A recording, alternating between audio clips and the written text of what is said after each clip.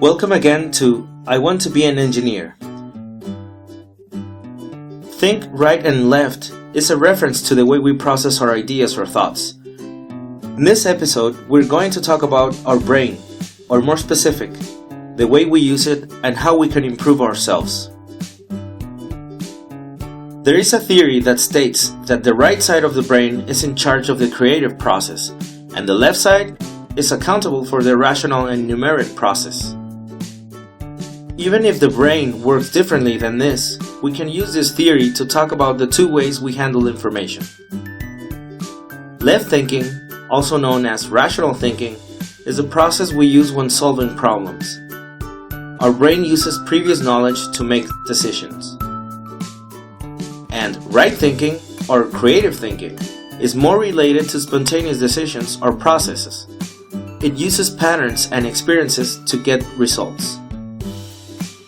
The left side uses knowledge to get ideas, but the right side uses experience to get answers, and an answer is just a bunch of ideas that were used to solve a problem.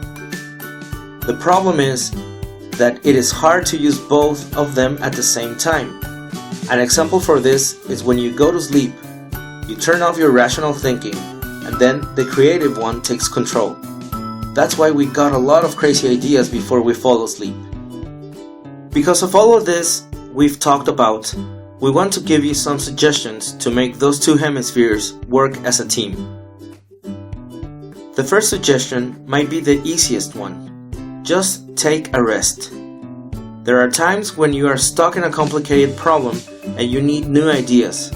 So when you take a rest, your rational side is turned off, and then your creativity can take control, providing new ideas and a different point of view.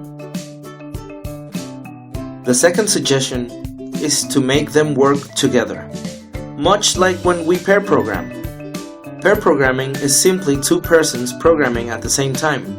One of them will act as the rational part, writing lines of code, and the other will be the creative one, giving ideas.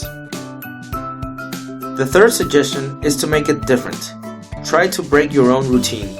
In this way, you start to make things different, and that means a different point of view.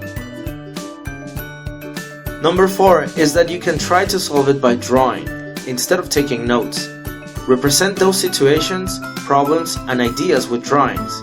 Similar to the previous one, you will get a different point of view when the idea you were thinking takes a different representation. And our fifth and last suggestion. If you have someone close to you, discuss the situation with them. Take advantage of the fact that you are not alone. Talk to the people around you. Maybe they already face that problem. Experience. Right side. Remember? Or at least they can give you new ideas or advice.